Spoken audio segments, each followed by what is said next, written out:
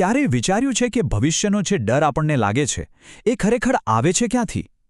ચાલો આજે એક બહુ જ રસપ્રદ વાર્તાથી સમજીએ કે આપણી કલ્પના કેવી રીતે ડરને જન્મ આપે છે અને એને કાબૂમાં પણ કેવી રીતે કરી શકાય છે. સારું, તો ચાલો એક ક્ષણ માટે આપણા બાળપણને યાદ કરીએ. વિચારો તો, મોટા થવાનો સૌથી મોટો ડર કયો હતો? જવાબદારીઓનો બોજ લાગતો હતો કે પછી ઘર છોડીને દૂર જવાનો વિચાર ડરાવતો હતો? આપણા મનમાં જે પણ જવાબ આવે ને એ આજની આપણી વાર્તા સાથે સીધો જોડાયેલો છે. તો આ છે વિહાન અને વિધિ. એમના માટે તો આ શાળા પછીનો એકદમ સામાન્ય દિવસ હતો, પણ એમને ક્યાં ખબર હતી કે આજ સાંજ એમની વિચારવાની રીતને હંમેશા માટે બદલી નાખવાની છે. વિહાન અને વિધિ બંને ભાઈ બહેન હસતા રમતા મસ્તી કરતા ઘરે જઈ રહ્યા હતા. રસ્તામાં એક નાનકડા કેફેમાં રોકાઈને નાસ્તો પણ કર્યો. બધું એકદમ પરફેક્ટ હતું. બાળપણની એકદમ સુંદર ક્ષણ. પણ બસ અહીંથી જ એમના મનમાં એક નવો વિચાર આવવાનો હતો. એ લોકો કેફેમાં બેઠા હતા અને બાજુના ટેબલ પર કેટલાક મોટા સ્ટુડન્ટ્સ વાત કરી રહ્યા હતા. કોલેજની, ઘર છોડવાની, નવી જવાબદારીઓની. વિહાન અને વિધિ માટે તો આ બધું સાવ નવું હતું. આ શબ્દો એમના કાનમાં પડ્યા અને મનમાં એક અજીબ પ્રકારની બેચેની થવા લાગી. એ વાતચીત છે ને, એ એમના મનમાં ઘર કરી ગઈ. પહેલીવાર એમને વિચાર્યું કે એક દિવસ આપણે પણ મોટા થઈશું અને ઘર છોડવું પડશે. બસ આ એક નાનકડા વિચારે એમના મનમાં ચિંતાનું બીજ રોપી દીધું.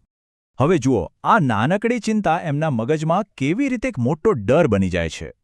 આ જ તો આપણી કલ્પનાની તાકાત છે. એ નાની અમથી વાતમાંથી આખી કહાણી ઘડી શકે છે. વિધિના મનમાં તરત જ એક ચિત્ર આવ્યું. એક ટ્રેનમાં બારી પાસે એકલી બેઠી છે અને ટ્રેન એને ઘરથી બહુ દૂર લઈ જઈ રહી છે. આજુબાજુ બધા અજાણ્યા ચહેરા અને એને એકલતા અને ડરથી ધ્રુજારી છૂટી જાય છે. આ વિચાર જ એને અંદરથી હચમચાવી ગયો. અને વિહાનનું શું? એ તો એનાથી પણ એક સ્ટેપ આગળ નીકળી ગયો. એણે પોતાની જાતને એક એડલ્ટ તરીકે જોઈ, જેની સવાર બસ ચૂકી જવાથી શરૂ થાય છે, ઓફિસ મોડો પહોંચે છે અને ત્યાં એક ગુસ્સાવાળો બોસ એના પર ચીસો પાડે છે અને કામના ઢગલા નીચે દબાવી દે છે. તો જોયું, એમની કલ્પનાએ શું કર્યું? નાસ્તો ભૂલી જવા જેવી નાની વાતને પણ એક કડક બોસ જેવી મોટી ચિંતા સાથે જોડી દીધી. બસ આમ જ ડરની આખી જાળ ગૂંથાઈ ગઈ એમના મનમાં. પણ પછી વાર્તામાં એક ટ્વિસ્ટ આવે છે. જ્યારે બાળકોની આ પરેશાની એમના માતા પિતાના ધ્યાનમાં આવે છે, ત્યારે એમનું દૃષ્ટિકોણ બધું જ બદલી નાખે છે.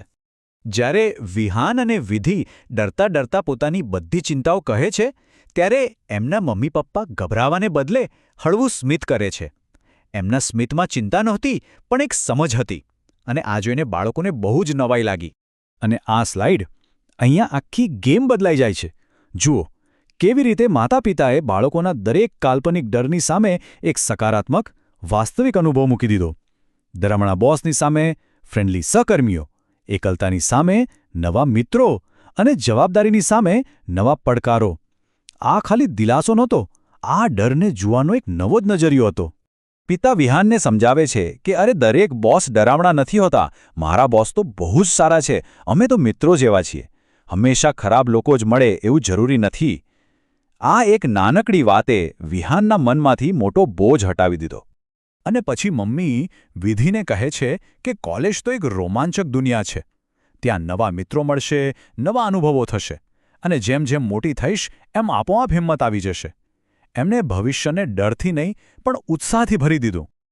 તો આખી વાર્તામાંથી શીખવાનું શું છે? ચાલો હવે એ જોઈએ કે આપણે પણ આપણા આવા ડરને કેવી રીતે કાબૂમાં કરી શકીએ. તો ડરનો સામનો કરવાની રીત શું છે? બહુ સિમ્પલ છે. ફક્ત 3 સ્ટેપ. પહેલું, સ્વીકારો કે ડર લાગે છે. બીજું, તમારી કલ્પનાને જ સવાલ પૂછો કે શું આ જ એકમાત્ર શક્યતા છે? અને ત્રીજું, એ ડરની જગ્યાએ એક સારી, પોઝિટિવ શક્યતાની કલ્પના કરો. બસ. અને આ ચિત્ર બધું જ કહી દે છે, નહીં? હવે વિહાન અને વિધિ માટે ભવિષ્ય ડરનું નહીં પણ ઉત્સાહ અને નવી શક્યતાઓનું પ્રતીક બની ગયું છે. તો અંતમાં એક સવાલ આપણા બધા માટે.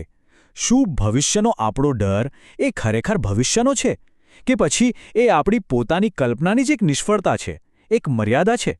આ વાર્તા આપણને એ જ યાદ અપાવે છે કે ભવિષ્ય એ નથી જે લખાઈ ચૂક્યું છે, પણ એ છે જેની આપણે કલ્પના કરવાનું પસંદ કરીએ છીએ.